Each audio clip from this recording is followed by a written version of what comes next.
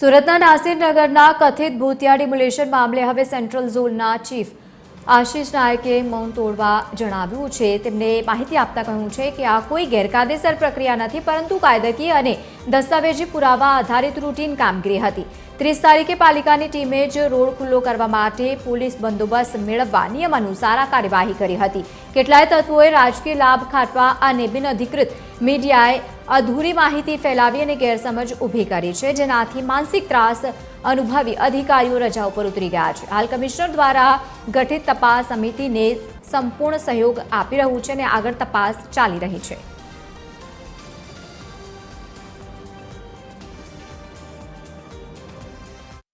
નાસિરનગર તરીકે ઓળખાતા વિસ્તારમાં સુરત મહાનગરપાલિકાની ટીમ તારીખ 30/5/26ના રોજ ડિમાર્કેશન અને રોડ ખુલ્લો કરવાની કાર્યવાહી માટે ગયેલ હતી, જે સુરત મહાનગરપાલિકાના હક સંપૂર્ણપણે કાયદાકીય જોગવાઈ અને પ્રવર્તમાન નિયમો અનુસાર હતું અને આ કામગીરી માટે સુરત મહાનગરપાલિકા સંપૂર્ણપણે અધિકૃત હતું।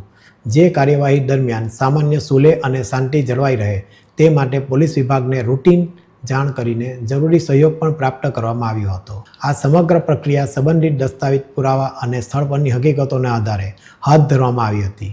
આ કોઈ ભૂતિયા ડિમોલિશન નથી, પરંતુ કાયદાકીય પ્રક્રિયાના ભાગરૂપે થયેલ કાર્યવાહી છે। તો એક તરફ તેને કાયદાકીય રીતે ગણાવવામાં આવી રહ્યું છે અને બીજી તરફ લોકોનું કહેવું છે કે આ ગેરકાયદેસર પ્રક્રિયા છે, જેના થકી લોકો હેરાન પરેશાન થઈ રહ્યા છે। આ વખતનો મુદ્દો સતત ચર્ચામાં છે। છેલ્લા ઘણા સમયથી અલગ અલગ વિસ્તારોમાં જે પ્રમાણે ડિમોલિશનની કામગીરી થઈ રહી છે, પરંતુ આ વખતે સુરતમાં જ્યારે આ પ્રક્રિયા હાથ ધરવામાં આવી ત્યારે ચર્ચાસ્પદ મુદ્દો રહ્યો અને સાથે જ વિવાદિત મુદ્દો પણ બની ગયો।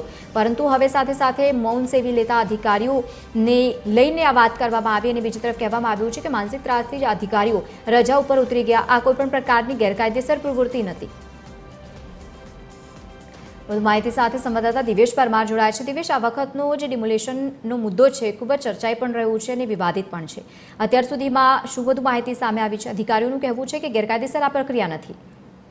નવલીન, જે પ્રકારે નાસિરનગરનું ડિમોલેશન થયું અને પહેલા જ દિવસથી જે પ્રકારે અધિકારીઓ છે તે શંકાના દાયરામાં આવી રહ્યા છે, કારણ કે જે પ્રકારે નાસિરનગરનું ડિમોલેશન થયું અને જે પ્રકારે ત્યારબાદ જે પ્રકારે ચર્ચાઓ વહેતી થઈ હતી કે લાઈન દોરી કરવા માટે ગયા હતા પાલિકાના કર્મચારીઓને, ત્યારબાદ આખું ડિમોલેશન કરવામાં આવ્યું છે।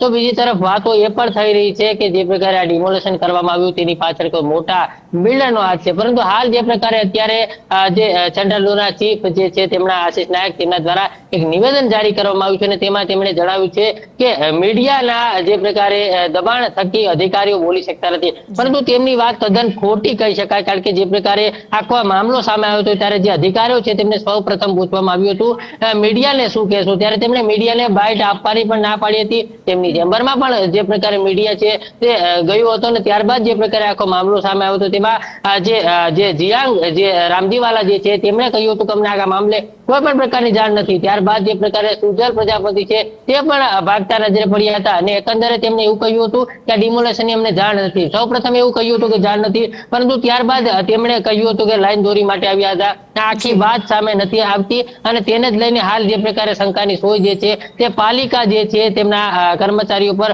સ્પષ્ટપણે જોવા મળી રહી છે।